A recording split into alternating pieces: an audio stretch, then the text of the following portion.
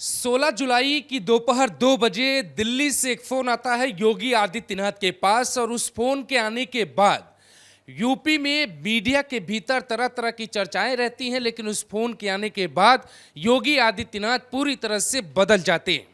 वो योगी जिनकी कुर्सी लेने के लिए 100 से ज़्यादा विधायक पूरी तरीके से तैयार थे, यहाँ तक कि केशव प्रसाद मौर्य के जो आवास है 7 काली मार्ग, वहाँ पर 15 जुलाई को फोटो सेशन भी होता है। और न सिर्फ बीजेपी के विधायक बल्कि योगी आदित्यनाथ के पाले के कुछ बहुत खास विधायक भी केशव प्रसाद मौर्य के आवास पे पहुँचते हैं 7 कालीदास मार्ग पे। वहाँ पे फोटो सेशन होता है, बाकायदे फोटो खींची जाती है।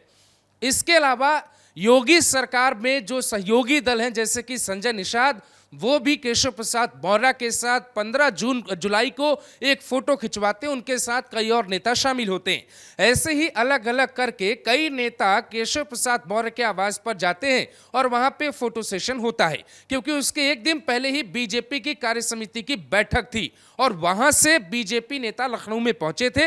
यही कारण था कि जब ये खबरें आई, जब केशव प्रसाद मौर्य ने ये कह दिया कि भाई संगठन सरकार से बड़ा होता है, उसके बाद लखनऊ में नेताओं के बीच ये संदेश गया कि योगी आदित्यनाथ का वक्त खत्म हो गया है और अब बीजेपी चूंकि अखिलेश यादव के पीडीए को कन्वर्ट करने के लिए फायदे में किसी ओबीसी चेहरे के नाम पर जा सकती है।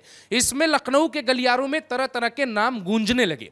भाई अब यूपी में इतना भूचाल आया तो आपको ये जानना पड़ेगा कि आखिर उस भूचाल के बाद मतलब क्या निकला, उन खबरों के पीछे की सच्चाई क्या है। तो नाम कई तरह के चले, उस नाम को आप सुनिए।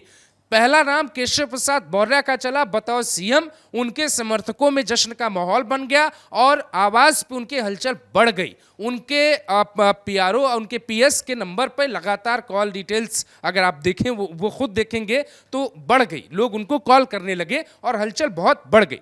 दूसरा नाम आया जो है गोरखपुर मंडल से ही महाराजगंज के जो मोदी सरकार में मंत्री बनाए गए हैं, सांसद हैं, पंकज चौधरी का नाम आता है। और महाराजगंज के भीतर भी जब हमने पता करने की कोशिश की तो उनका भी नाम वहां पे चल रहा था और वहां के पत्रकारों में ये बात थी कि कई दिनों से इनका नाम बतौर मुख्यमंत्री प्रोजेक्ट जिले में किया जा रहा है। यानी लगभग योगी आदित्यनाथ की कुर्सी र्यूमर पॉलिटिक्स में जा चुकी थी। लेकिन एक कॉल आएगा, अभी उस कॉल पर आते हैं दोस्तों। अभी पहले पूरी कहानी समझिए। तीसरा नाम था बतौर मुख्यमंत्री ब्रजेश पाठक का, जिनको कहते हैं कि उनका भी नाम मुख्यमंत्री के रेस में चल रहा था, लेकिन वो बहुत पीछे थे। इसी तरीके से मुख्यमंत्री में बहुत से नेता थे जिनको लगा कि हम मुख्यमंत्री बन जाएंगे क्योंकि मैं पिछड़ा हूं, मैं दलित हूं, मैं ये हूं, मैं फलना हूं, मैं ढिकना हूं। 2 बजे दोपहर में लखनऊ के मीडिया के भीतर एक खबर आती है और कई पत्रकार इस बात का दावा करते हैं कि योगी आदित्यनाथ को एक फोन आया और फोन पर थे खुद अमित शाह। 2 बजे के आसपास केशव प्रसाद मौर्य के दिल्ली पहुंचने की खबर आई और 2 बजे ही अमित शाह का योगी आदित्यनाथ को कॉल करना। दोनों बातों में क्या है, दोनों बातों की कहानी क्या है? एक तरफ अमित शाह ने फोन किया और योगी आदित्यनाथ को यह कहा कि आप जिस तरीके से काम कर रहे हैं आप अपने हिसाब से काम करते रहिए।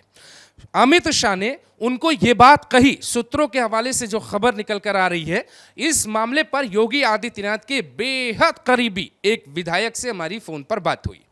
हमने उनसे यह जानने की कोशिश की कि कल क्या हुआ था, यानी 16 जुलाई को क्या हुआ था। अमित शाह के कॉल पर योगी आदित्यनाथ को यह कहा गया कि आपको जो करना है आप करिए। ये जो बैठक चल रही है वो एक रूटीन बैठक है, संगठन और सरकार के तालमेल को मजबूत करने की बैठक है। और यही कारण है कि न सिर्फ यूपी के नेताओं को दिल्ली बुलाया गया था, बल्कि उत्तराखंड से लेकर राजस्थान के प्रभारियों तक की मीटिंग हो रही है। उत्तराखंड में भी इसी तरीके का भूचाल आया हुआ है। पूर्व मुख्यमंत्री तीरथ सिंह रावत ने पुष्कर सिंह धामी में कुछ उसी तरीके से कटाक्ष किया है जैसे यूपी के मुख्यमंत्री योगी पर केशव प्रसाद मौर्य ने कटाक्ष किया है। तीरथ सिंह रावत ने भी कई चुटकी ली है और यह कहा है कि कितने दिन कौन सरकार चलाता है ये तो देखने वाला वक्त बताएगा। तीरथ सिंह रावत का भाषण भी बहुत दिलचस्प रहा है। राजस्थान में भी संगठन को लेकर बीजेपी में सब कुछ सामान्य नहीं है।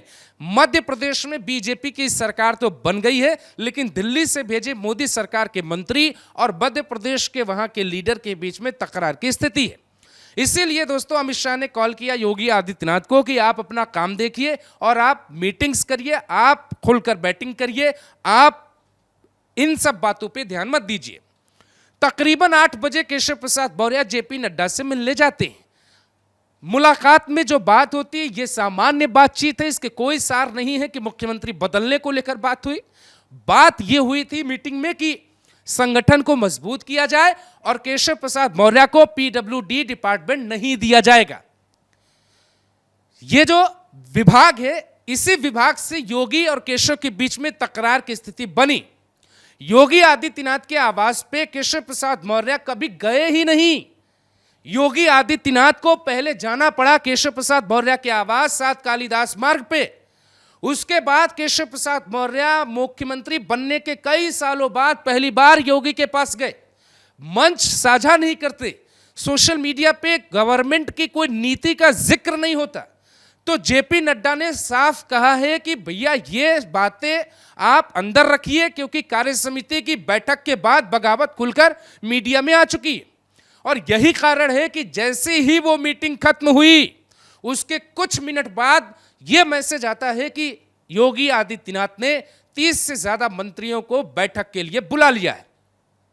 और क्यों बुलाया है यह भी कहानी बहुत दिलचस्प है, हम आपको दूसरे वीडियो में बताएंगे। लेकिन एक कॉल ने, अमित शाह के एक कॉल ने तय कर दिया था। और सबसे पहले ग्लोबल भारत टीवी ने, कल मैंने आपको सबसे पहले यह बताया था कि केशव प्रसाद मौर्य की मीटिंग में मुख्यमंत्री बदले जाने का सवाल नहीं था। ये एक कोरी बकवास जैसी बातें हैं, ये झूठी बातें थी, ये रूमर है, क्योंकि इस तरीके की जब बैठकें होती हैं तो इस तरीके के सवाल पैदा हो जाते हैं। अगर ऐसा कुछ होता तो बैठक अमित शाह करते दोस्तों, और अमित शाह उस बैठक में मौजूद होते और दिल्ली में योगी को भी बुलाया जाता। क्योंकि अब जो लगातार बातें थी वो यही थी कि केशव प्रसाद मौर्य को यह साफ संदेश दिया गया है कि आपको पीडब्ल्यूडी डिपार्टमेंट नहीं मिलेगा, संगठन में उनको बड़ी जिम्मेदारी मिलने वाली है। योगी के रास्ते में केशव प्रसाद मौर्य नहीं है। और ब्रजेश पाठक को भी संदेश पहुंचा दिया गया है कि आपको भी योगी के रास्ते में आने का अधिकार पार्टी नहीं देती है। 2027 का चुनाव योगी के नेतृत्व में बीजेपी लड़ने जा रही है और 2029 का चुनाव भी यूपी में योगी ही लड़ेंगे। अब प्रधानमंत्री कौन बनेगा ये वक्त तय करेगा। तो खबरें एकदम साफ हो गई, पीछे की सच्चाई यही है, योगी को पूरी कमान मिल गई, फुल कमांड उनके पास है, अधिकारियों से लेकर ब्यूरोक्रेसी तक, और ब्यूरोक्रेसी से लेकर पार्टी के बागी नेताओं का हिसाब करने का वक्त आ चुका है दोस्तों। और अब यूपी में कुछ बड़ा होने जा रहा है। पार्टी के भीतर 2 ही रास्ते हैं, या तो योगी के पीछे खड़े होना है या फिर पार्टी छोड़ के दूसरी पार्टी में जाना पड़ेगा। खबरों की सच्चाई यही है।